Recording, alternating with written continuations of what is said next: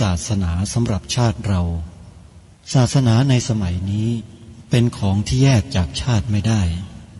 เป็นความจำเป็นที่เราทั้งหลายผู้เป็นไทยจะต้องมั่นคงอยู่ในศาสนาพระพุทธซึ่งเป็นศาสนาสำหรับชาติเราพระพุทธศาสนาก็ดีหรือศาสนาใดก็ดีที่ตั้งมั่นอยู่ได้ก็ด้วยความมั่นคงของผู้เลื่อมใสตั้งใจที่จะรักษาและข้าพเจ้าพูดทั้งนี้ก็เพื่อชักชวนท่านทั้งหลายอย่างเป็นเพื่อนไทยและเพื่อนพุทธศาสนิกชนด้วยกันทั้งนั้นเพื่อความมั่นคงแห่งพระพุทธศาสนาข้าพเจ้ารู้สึกว่าได้ทำหน้าที่สมควรแก่อุปถัมภ์พระพุทธศาสนาเราจะตั้งใจรักษาศาสนาของเราด้วยชีวิตและถ้าท่านตั้งใจจะช่วยข้าพเจ้าในกิจอันใหญ่นี้แล้วก็จะเป็นที่พอใจข้าพเจ้าเป็นอันมากเพราะฉะนั้นเป็นหน้าที่ของเราทั้งหลายที่จะช่วยกันบำรุงรักษาพระพุทธศาสนาอย่าให้เสื่อมสูญไปการที่จะบำรุงพระพุทธศาสนาเราต้องรู้สึกก่อนว่าหลักของพระพุทธศาสนาคืออะไรเราจะถือว่าเราเป็นไทยด้วยกันหมดเราจะต้องรักษาความเป็นไทยของเราให้ยั่งยืนเราจะต้องรักษาพระพุทธศาสนาให้ถาวรวัฒนาการอย่างที่เป็นมาแล้วหลายชั่วโคตรของเราทั้งหลายพระบรมราโชวาทของพระบาทสมเด็จพระมงกุฎเกล้าเจ้าอยู่หัวรัชกาลที่ 6พระบรมราโชวาทก็ดีพระราชนิพนธ์ก็ดีหรือพระบรมราชโองการของพระมหากษัตริย์ถือเป็นบทบัญญัติแห่งกฎหมายทั้งหมดทั้งสิ้นการบัญญัติให้พระพุทธศาสนาเป็นศาสนาประจำชาติไทยไว้ในรัฐธรรมนูญจึงเป็นสิ่งที่ถูกต้องทั้งกฎหมายและทางโบราณราชประเพณีการบัญญัติให้พระพุทธศาสนาเป็นศาสนาประจำชาติไทยไว้ในรัฐธรรมนูญย่อมเป็นหลักค้ำประกันให้กับประชาชนคนไทยว่าตนได้ปฏิบัติตามกฎหมายอย่างแท้จริง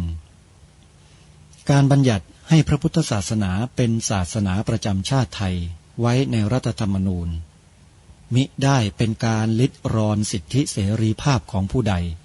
แต่เป็นการยืนยันความจริงตามกฎหมายและประวัติศาสตร์ชาติไทยการบัญญัติให้พระพุทธศาสนาเป็นศาสนาประจำชาติไทยไว้ในรัฐธรรมนูญจะทำให้พระพุทธศาสนาได้รับการอุปถัมภ์และคุ้มครองจากรัฐดุจเดียวกันกับที่องค์พระมหากษัตริย์ทรงกระทำมาการบัญญัติให้พระพุทธศาสนาเป็นศาสนาประจำชาติไทยไว้ในรัฐธรรมนูญจะป้องกันพระพุทธศาสนาไม่ให้ถูกลัทธินิกายนอกศาสนากระทำการใดๆได้ด้วยอุบายต่างๆนานาการบัญญัติให้พระพุทธศาสนาเป็นศาสนาประจำชาติไทยไว้ในรัฐธรรมนูญจะทำให้สังคมไทยมีแต่ความสุขร่มเย็นเป็นธรรมทั้งต่อคนศาสนาอื่นและคนสัญชาติอื่นได้อย่างแท้จริงแต่ถ้าไม่บัญญัติให้พระพุทธศาสนาเป็นศาสนาประจำชาติไทยไว้ในรัฐธรรมนูญในอนาคตประเทศไทยจะต้องตกอยู่ในสถานะเดียวกันกับพื้นที่3 จังหวัดชายแดนภาคใต้อย่างแน่นอนพระบรมราโชวาทพระบาทสมเด็จพระเจ้าอยู่หัวในมหาสมาคมณพระที่นั่งอมรินทร์วินิจฉัยในพระบรมมหาราชวังโดยที่พระพุทธศาสนาเป็นศาสนาประจำชาติของเราทั้งตามความศรัทธาเชื่อมั่นของข้าพเจ้าเองก็เห็นเป็นศาสนาที่ดีศาสนาหนึ่งเนื่องในบรรดาสัจธรรมคำสั่งสอนอันชอบด้วยเหตุผลจึงเคยคิดอยู่ว่าถ้าโอกาสอำนวยข้าพเจ้าควรจะได้บวชสักเวลาหนึ่งตามราชประเพณีซึ่งจะเป็นทางสนองพระเดชพระคุณพระราชบูรพการีตามคตินิยมด้วยและนับตั้งแต่ข้าพเจ้าได้ครองราชย์สืบสันตติวงศ์ต่อจากสมเด็จพระเชษฐาธิราชก็ล่วงมากว่า10 ปีแล้วเห็นว่าน่าจะถึงเวลาที่ควรจะทำตามความตั้งใจไว้นั้นแล้วประการหนึ่ง อันหนึ่งการที่องค์สมเด็จพระสังฆราชหายประชวรมาได้ในคราวประชวรครั้งหลังนี้ก่อให้เกิดความปีติยินดีแก่ข้าพเจ้ายิ่งนักได้มาคำนึงว่าถ้าในการอุปสมบทของข้าพเจ้าได้มีองค์สมเด็จพระสังฆราชวันศุกร์และวันเสาร์อาทิตย์ทางสถานีวิทยุแห่งนี้ท่านผู้ฟังสามารถติดตามรับฟังรายการนี้ทางสถานีวิทยุพระพุทธศาสนาแห่งชาติคลื่นต่างๆโดยท่านที่อยู่ทางภาคเหนือสามารถรับฟังได้ทางสถานีวิทยุวัดหนองกาย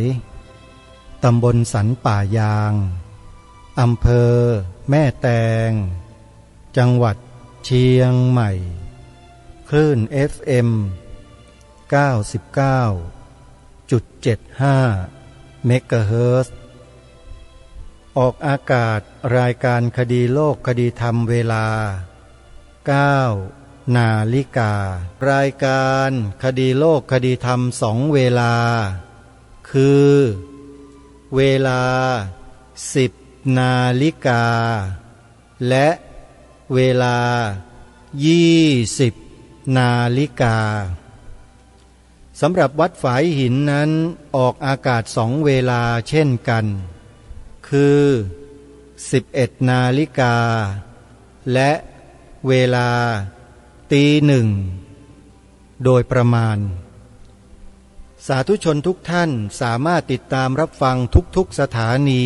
ที่ออกรายการคดีโลกคดีธรรมที่กล่าวมาแล้วนั้นได้ด้วยแอปพลิเคชันวิทยุพุทธศาสนาทั่วไทยตามวันและเวลาดังกล่าวท่านสาธุชนผู้ฟังทุกท่านพอดีในช่วงนี้รายการคดีโลกคดีธรรมก็เลยถือโอกาสนำความรู้ประวัติความเป็นมาของพระบรมสารีริกธาตุที่มีปรากฏอยู่ในโลกใบนี้เนี่ย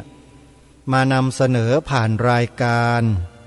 เพื่อให้เราได้ศึกษาเรียนรู้ไปในช่วงเวลาอันเป็นมหามงคลนี้โดยพร้อมเพรียงกันจึงได้นำบทความจากหนังสือที่มีชื่อว่าพระบรมสารีริกธาตุมาอ่านให้สาธุชนได้สดับรับฟังกันซึ่งเราก็ได้ศึกษาเรียนรู้ถึงความเป็นมาเป็นไปกันจนพอสมควรแล้วก็มาถึงในช่วงของเนื้อหาที่เกี่ยวกับพระบรมสารีริกธาตุอันประทานหายไปจากโลกนี้ในที่นี้ท่านจะเขียนไว้บันทึกไว้ด้วยหลักฐานที่มีปรากฏว่าอย่างไรนั้นเดี๋ยวสักครู่หนึ่งเรามาติดตามรับฟังกันว่าการอันตรธานไปแห่งพระบรมสารีริกธาตุของพระสัมมาสัมพุทธเจ้าเรานั้นจะเสด็จอันตรธานหายไปจากโลกนี้ด้วยวิธีแบบไหนอย่างไรมีบันทึกจารึกแสดงไว้ถึงพระพุทธดำรัสที่องค์สมเด็จพระสัมมาสัมพุทธเจ้าตรัสเรื่องนี้ไว้หรือไม่เดี๋ยวสักครู่เราไปติดตามรับฟังกันในเบื้องต้นนี้ขอแจ้งข่าวประชาสัมพันธ์บอกกับสาธุชนชาวพุทธที่ท่านมีศรัทธาเลื่อมใสในหลวงพ่อพระครูธรรมธรสุมนนันทิโกอดีตเจ้าอาวาสวัดจากแดงอำเภอพระประแดงจังหวัดสมุทรปราการให้ทราบสักเล็กน้อยว่าที่วัดจากแดงจัดงานบำเพ็ญกุศลทักษิณานุปทานและชาปนกิจสรีระสังขารหรือว่าเผาศพของท่านพระครูธรรมธรสุมนนันทิโกในวันที่24มีนาคมศกนี้ที่วัดจากแดงอำเภอพระประแดงจังหวัดสมุทรปราการแต่งานนี้ไม่ได้มีเฉพาะงานชาปนกิจสรีระสังขารเท่านั้นทางวัดจากแดงถือโอกาสอันเหมาะสมนี้จัด กิจกรรม7 วัน 7 คืนให้พุทธศาสนิกชนได้อยู่ร่วมกิจกรรมกันตลอดทั้ง7 วัน 7 คืนที่วัดจากแดงโดยจะเริ่มกิจกรรมกันตั้งแต่วันที่18 มีนาคมเป็นต้นไปวันที่18 มีนาคมนั้นเวลา9 นาฬิกาเป็นพิธีเริ่มงานจะเริ่มด้วยการสวดสาธยายพระไตรปิฎกที่พระเจดีย์จนถึงเวลา10:30 นาทีจากนั้นหลังเพลเวลา13 นาฬิกาจะประกอบพิธีขอขมาและแสดงเทศนาโดยพระราชวชรบัณฑิตเจ้าอาวาสวัดจากแดง18 นาฬิกาตอนเย็นมีการแสดงพระธรรมเทศนา1 กัน19 นาฬิกาสวดพระอภิธรรม7 คัมภีร์และจากนั้นเวลา20 นาฬิกาเป็นต้นไปจนกระทั่งถึงวันรุ่งขึ้นวันใหม่มีการสวดสาธยายคัมภีร์มหาปัฏฐานตลอดทั้งวันทั้งคืนณศาลาสุธรรมานี่คือวันแรกคืนแรกของการจัดงานแล้วจะจัดเช่นนี้ไปจนกระทั่งถึงวันที่23 มีนาคมพอถึงวันอาทิตย์ที่24 มีนาคมเป็นวันพระขึ้น15 ค่ำเดือน4เวลา6 นาฬิกาจะมีการสวดพระปาติโมกข์เวลา9 นาฬิกามีการแสดงพระธรรมเทศนาและเวลา10:30 นาทีมีสวดมาติกาบังสุกุลถวายเพลพระเวลา15 นาฬิกามีการแสดงพระธรรมเทศนาโดยพระราชภาวนาวชิรยานวิปัสสนาวัดมเหยง16 นาฬิกาพิจารณาผ้าบังสุกุลพระ62 รูปเวลา17 นาฬิกามีพิธีประชุมเพลิงเวลา19 นาฬิกาจะประกอบพิธีชาปนกิจสรีระสังขารจริงในช่วง1 ทุ่มนะโยมนะและวันรุ่งขึ้นวันจันทร์ที่25 มีนาคมช่วงเช้า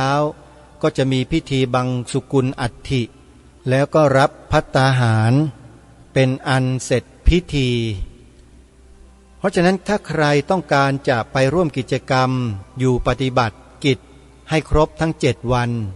ก็สามารถโทรศัพท์สอบถามได้ที่วัดจากแดงหมายเลขโทรศัพท์084 677 7588หรือ094 754 5751และในช่วงเวลาเดียวกันก็คือระหว่างวันที่21 ถึง 25 มีนาคมมีพิธีบำเพ็ญกุศลออกเมนพระราชทานเพลิงศพพระเทพกิติปัญญาคุณหรือท่านพระอาจารย์กิติวุฒโธภิกขุ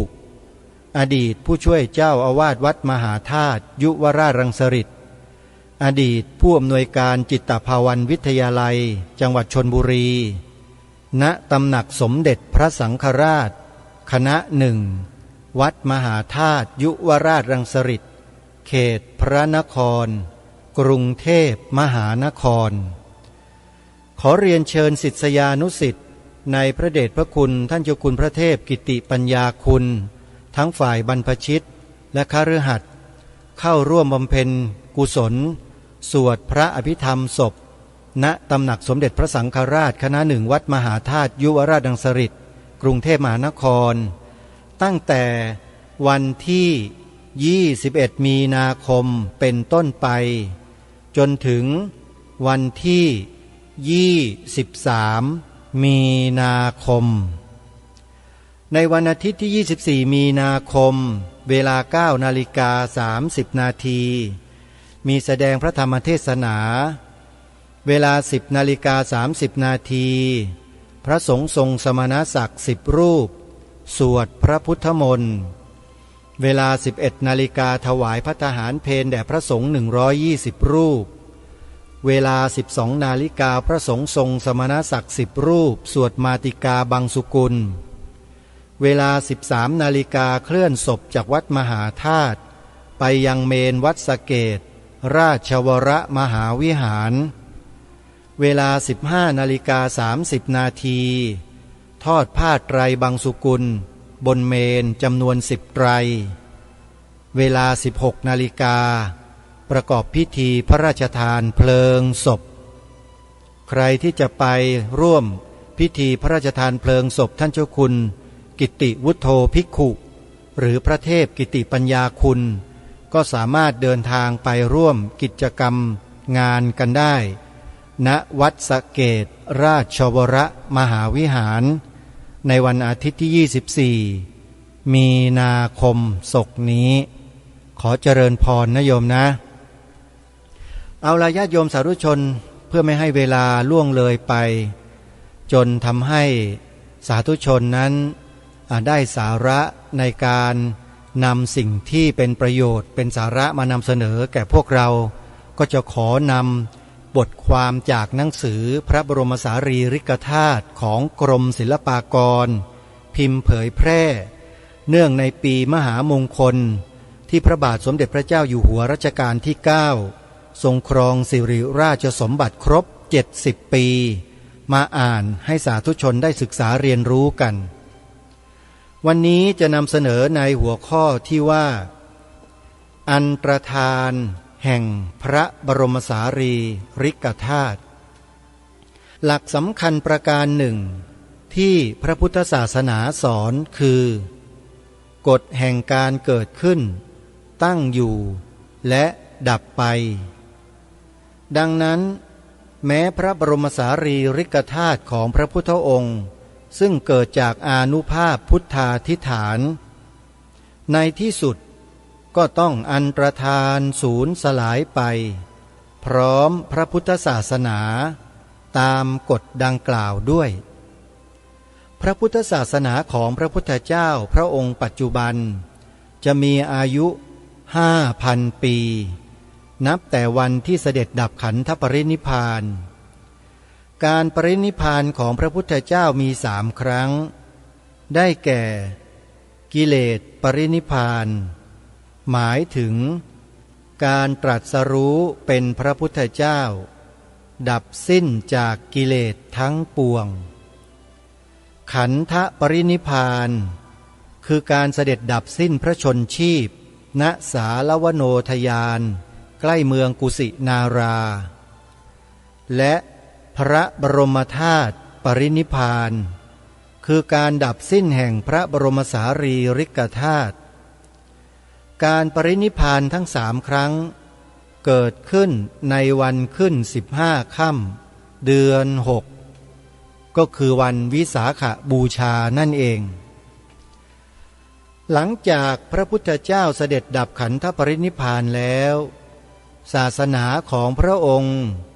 ยังคงดำรงอยู่แต่จะค่อยๆเสื่อมและสูญสิ้นไปเป็นลำดับการเสื่อมสูญดังกล่าวเรียกว่าเบญจอันตรธานซึ่งมี5 ประการได้แก่ 1. ปริยัตติอันตรธานคือการเสื่อมสูญแห่งพระปริยัติคือคัมภีร์พระธรรมคำสั่งสอน 2. ปฏิปัตติอันตรธานคือการเสื่อมสูญแห่งการปฏิบัติตามพระธรรมวินัย 3. ปฏิเวทะอันตรธานคือการเสื่อมสูญแห่งการบรรลุมรรคผลไม่มีพระอริยบุคคลเกิดขึ้นในโลก 4. ลิงคะอันตรธานคือการเสื่อมสูญจากผู้ดำรงสมณเพศและ 5. ทาตุอันตรธานคือการสูญสิ้นของพระบรมสารีริกธาตุและนี่ก็คือ อันตรธานแห่งพระบรมสารีริกธาตุซึ่งถือว่าเป็นขั้นสุดท้ายหลังจากที่ไม่มีสัญลักษณ์อะไรต่างๆหลงเหลืออยู่ในพระพุทธศาสนาของเราแล้วพระบรมสารีริกธาตุก็จะอันตรธานหายไปสิ้นจากโลกใบนี้และนับตั้งแต่วันนั้นเป็นต้นไปโลกนี้ก็ชื่อว่าสุญญกัปสุญญกัปคือกัปที่สาบสูญพระธรรมคำสอนของพระสัมมาสัมพุทธเจ้าหมดสิ้นแล้วโยมจะไม่มีหลงเหลืออยู่เลยแม้แต่ในมโนสำนึกของมนุษย์แต่อาจจะมีอยู่ในหมู่ของพระปัจเจกพุทธเจ้าแต่ท่านไม่สามารถที่จะกล่าวจะแสดงธรรมนั้นออกมาได้โยมพระปัจเจกพุทธเจ้ายังมีนะแต่อยู่นอกสมัยของพระสัมมาสัมพุทธเจ้าพระโพธิสัตว์ที่บำเพ็ญตนอยู่ในวัฏฏะสงสารก็ยังมีให้เราบำเพ็ญกุศลอยู่นะโยมนะอย่าคิดว่าคนเหล่านี้ที่มีศีลมีธรรมไม่มียังคงมีอยู่แต่เป็นไปในรูปของพระโพธิสัตว์ที่ท่านบำเพ็ญบารมีของท่านเพราะฉะนั้นไม่ต้องกังวลว่าศาสนาของพระสัมมาสัมพุทธเจ้านั้นจะสูญสิ้นไปหมดโลกนี้เสียแต่ทีเดียวก็หาไม่ได้หมดไปเพียงแต่สัญญลักษณ์เฉยๆแต่สภาวะที่เป็นธรรมะแท้ๆที่เรียกว่าปรมัตถสัจจะยังมีอยู่ตลอดโยมอนิจจังทุกขังอนัตตาไงเล่าถึงแม้ว่าพระพุทธเจ้าจะไม่ทรงอุบัติขึ้นมาในโลกสิ่งเหล่านี้ก็มีอยู่แล้วไงโยมเห็นไหมฮะเพราะฉะนั้นผู้ที่จะมาตรัสรู้ไม่ใช่พระพุทธเจ้าที่เป็นสุญญกัปไปแล้วนี่ก็คือพระปัจเจกพุทธเจ้ายังจะสามารถบรรลุกันได้นะโยมนะเพราะฉะนั้นอย่าวิตกกังวลอะไรมากโยมถึงแม้ว่าพระพุทธศาสนาจะอันตรธานไปจากโลกแล้วก็ตามแต่ยังมีพระบรมโพธิสัตว์พระโพธิสัตว์ทั้งหลายทั้งปวงที่บำเพ็ญบารมีอยู่ในวัฏฏะสงสารเนี่ยยังผลัดกันเวียนว่ายตายเกิดเป็นมนุษย์เป็นสัตว์เดรัจฉานเป็นเทวดาเป็นมนุษย์เป็นสัตว์เดรัจฉานเป็นเทวดากันอยู่อย่างนี้แหละบำเพ็ญกันไปตลอดแล้วเมื่อถึงเวลาหนึ่งที่โลกใบนี้จะต้องรองรับการอุบัติขึ้นของพระสัมมาสัมพุทธเจ้าพระองค์สุดท้ายก็จะมาถึงอีกไม่นานเหมือนกันโยมขอให้เราตั้งใจบำเพ็ญคุณงามความดีกันไว้เถอะอย่าท้อแท้อย่าท้อถอยอย่าเบื่อบุญนะโยมนะมีพระให้บอกบุญให้ทำบุญเนี่ยโยมถือว่าโชคดีที่สุดแล้วนะโยมถ้าไม่มีพระเหลืออยู่โยมจะไปทำบุญกับผีที่ไหนล่ะโยมแล้วจะได้บุญสักเท่าไหร่ล่ะโยมนะอันนี้ไม่ได้ดูถูกผีนะอย่ามาหลอกกันเด้อเพราะฉะนั้นสาธุชนผู้ฟังทุกท่านเรื่องของพระบรมสารีริกธาตุอันตรธานนี้เราอย่าไปแสดงอาการวิตกกังวลกลัวนู่นกลัวนี่ไม่ต้องไปกลัวโยมเป็นเรื่องธรรมดาเป็นสิ่งที่มันเป็นอยู่อย่างนี้แหละในโลกในจักรวาลของเราเนี่ยไม่มีใครสามารถจะบีบบังคับหรือไปบังคับให้เป็นไปอย่างนั้นอย่างนี้ตามที่ตนปรารถนาได้เลยโยมทุกอย่างเป็นไปโดยธรรมชาติหมดขอให้เรายึดหลักคำสอนพระสัมมาสัมพุทธเจ้าไว้ให้มั่นคงเถอะที่พระพุทธองค์ตรัสสอนเรามากที่สุดมากที่สุดมากที่สุดเลยอะรูปังอนิจจังเวทนาอนิจจาสัญญาอนิจจาสังขาราอนิจจาวิญญาณังอนิจจังรูปังอนัตตาเวทนาอนัตตาสัญญาอนัตตาสังขาราอนัตตาวิญญาณังอนัตตาสัพเพสังขาราอนิจจาสัพเพธัมมาอนัตตาติที่เราสวดกันทุกเช้าทุกเช้าทุกเช้าเนี่ยโยมพยายามสวดไปแล้วพิจารณาตามไปด้วยทุกวันทุกวันทุกวันน่ะเดี๋ยวซึมเข้าไปสู่ก้นบึ้งหัวใจแล้วแสงสว่างแห่งธรรมก็จะค่อยๆปรากฏเรืองแสงขึ้นเรืองแสงขึ้นสว่างขึ้นสว่างขึ้นเจิดจ้าขึ้นเจิดจ้าขึ้นพอแสงสว่างมีมากเท่าไหร่ ความมืดมันก็หายไปเท่านั้นโยมความมืดมนอนทการของดวงจิตของมนุษย์มันจะหายความมืดมนอนทการไปเพราะมีแสงแห่งธรรมปรากฏเพราะฉะนั้นการสวดสาธยายมนต์พระสัมมาสัมพุทธเจ้าแล้วเกิดความรู้ความเข้าใจในขณะสาธยายอยู่นั้นสามารถทำให้แสงแห่งธรรมประกายแสงออกมาในใจได้นะโยมนะแล้วยิ่งฟังธรรมะแล้วรู้เรื่องเข้าใจธรรมะเนี่ยยิ่งแสงสว่างเกิดขึ้นได้ไวมากทางรายการจึงมารณรงค์บอกให้พวกเราเนี่ยดาวน์โหลดธรรมะไปฟังกันตลอด24ชั่วโมงดาวน์โหลดแอปพลิเคชันที่ชื่อว่าวิทยุพุทธศาสนาทั่วไทยจิตใจเราจะได้สว่างไสวไม่ได้ถูกความมืดมนอนทการครอบงำอีกต่อไปโยมโหลดไปฟังนะโยมนะได้บุญได้กุศลมากมายเลยอย่าเก็บไว้คนเดียวนะมีของดีเนี่ยแจกธรรมะเป็นทานโยมบอกผู้อื่นให้ดาวน์โหลดต่อนี่คือการให้ธรรมะเป็นทานนะพระพุทธเจ้าตรัสแสดงไว้ชัดเลยว่าสัพพทานังธรรมทานังชินาติการให้ธรรมะเป็นทานชนะการให้ทั้งปวงเห็นไหมการบอกต่อให้ผู้อื่นดาวน์โหลดแอปพลิเคชันวิทยุพุทธศาสนาทั่วไทยเพื่อให้เขาศึกษาเรียนรู้ธรรมะจากการฟังเนี่ยเรานี่แหละผู้บอกได้บุญตัวเขาเองฟังก็ได้บุญมีแต่บุญไปต่อบุญมีแต่ดีไปต่อดีและประเทศนี้จะดีหรือจะไม่ดีละโยมดีใช่ไหมก็อยู่ที่เราไงว่าเราจะทำไหมล่ะความดีเนี่ยช่วยกันทำนะโยมนะทำดีเพื่อพระพุทธศาสนาเท่ากับทำดีเพื่อชาติบ้านเมืองแต่ถ้าการทำดีเพื่อชาติบ้านเมืองเนี่ยก็เท่ากับว่าเป็นการทำดีเพื่อพระพุทธศาสนาเหมือนกันแต่การทำดีเพื่อชาติต้องทำให้ถูกตรงด้วยนะถ้าทำดีเพื่อชาติไม่ถูกตรงพระพุทธศาสนาก็ไม่ได้ประโยชน์แถมอาจจะถูกทำลายล้างลงได้ด้วยถ้าหากว่า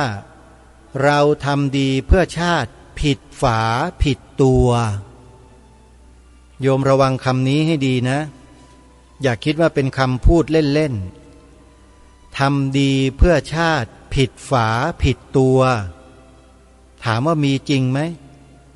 มีจริงๆโยมต้องการจะรู้ไหมว่ามันมีลักษณะเป็นเช่นไรทำดีเพื่อชาติผิดฝาผิดตัวเนี่ยโยมไปฟังคลิปใน YouTube ชื่อคลิปใน YouTube ชื่อว่าสมาคมปกป้อง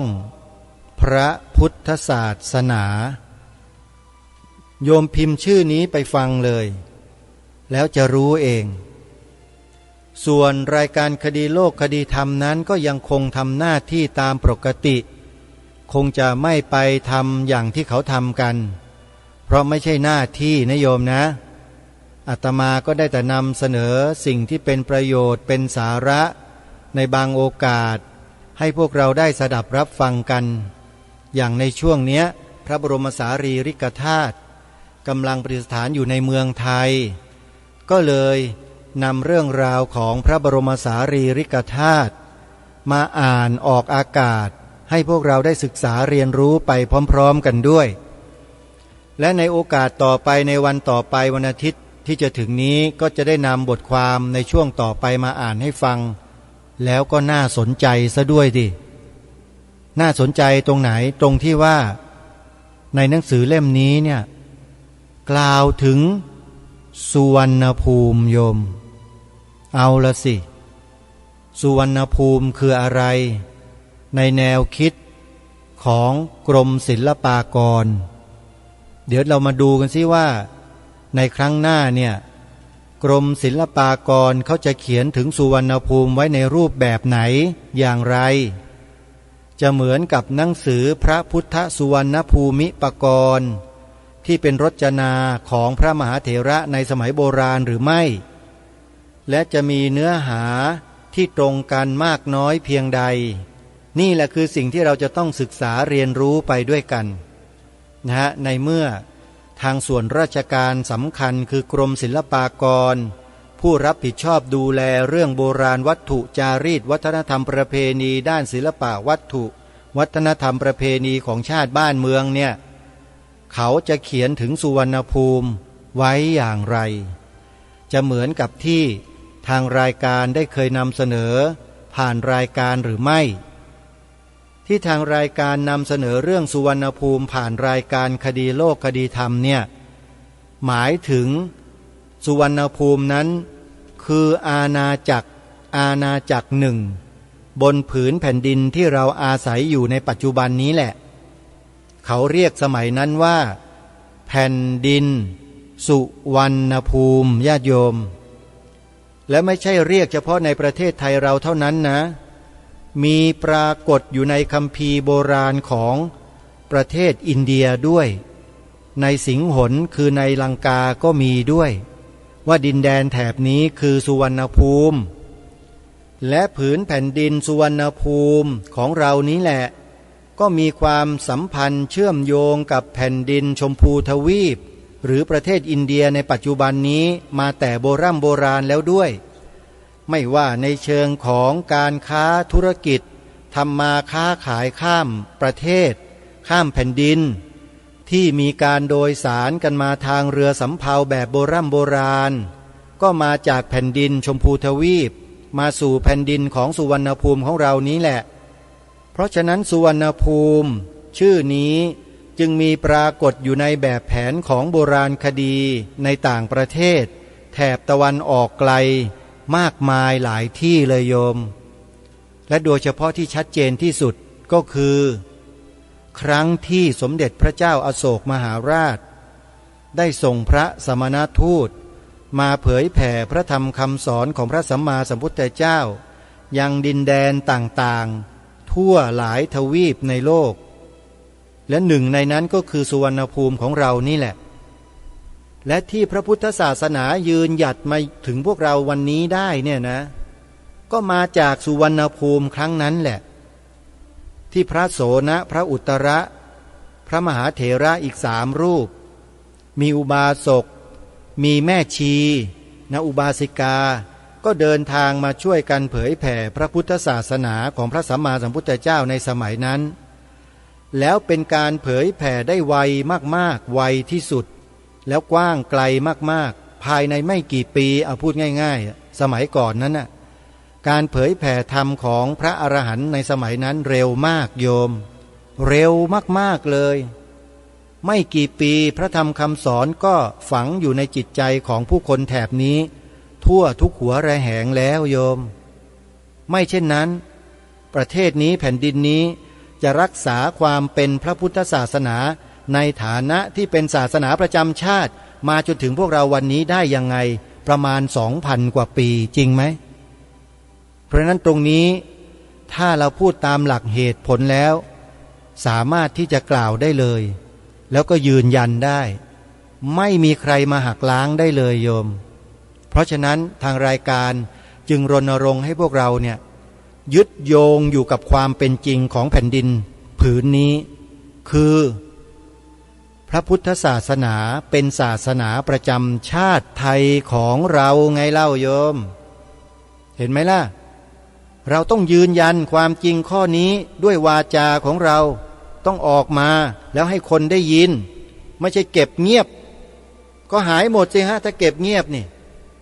จึงต้องมารณรงค์ให้เราใช้วาจาให้เป็นประโยชน์กล่าวความจริงข้อนี้ให้เกิดขึ้นเป็นรูปธรรมขึ้นมาให้เป็นจริงกันนะฮะข้อที่2ก็เหมือนกันถ้าไม่กล่าวสีขาวในธงชาติหายแน่ความหมายที่ถูกต้องหายหมดเพราะฉะนั้นจึงต้องมารณรงค์ให้กล่าวให้ถูกต้องว่าสีขาวในธงชาติไทย หมายถึง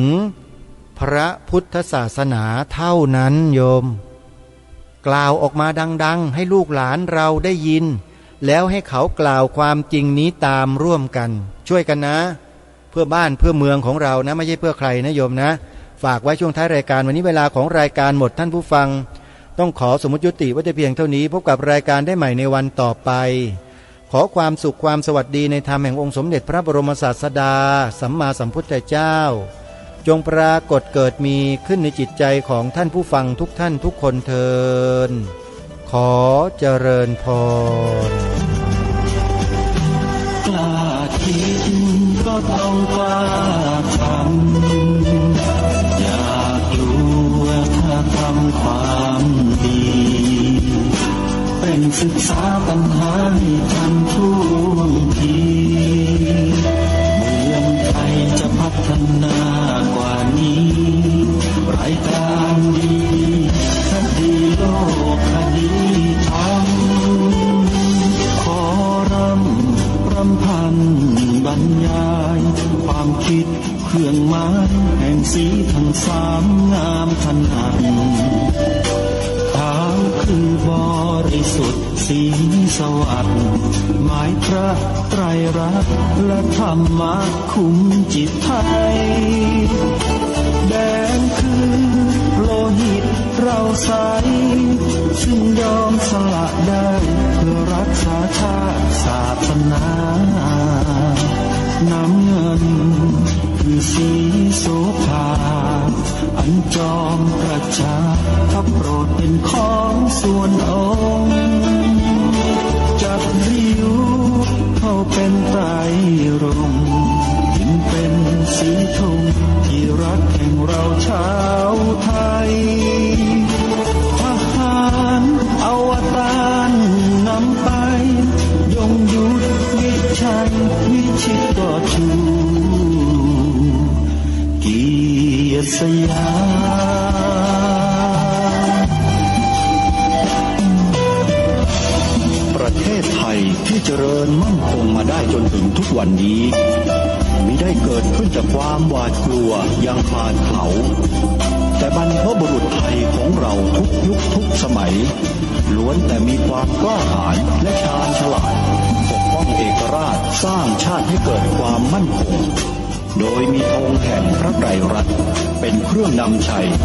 จึงเป็นที่มาที่ไปของรายการคดีโลกคดีธรรมกล้าคิดก็ต้องกล้าทำอย่ากลัวถ้าทำความดีเป็นศึกษาปัญหาให้ทันท่วงทีเมืองไทยจะพัฒนากว่านี้รายการดีคดีโลกคดีธรรมรายการดีคดีโลกคดีธรรม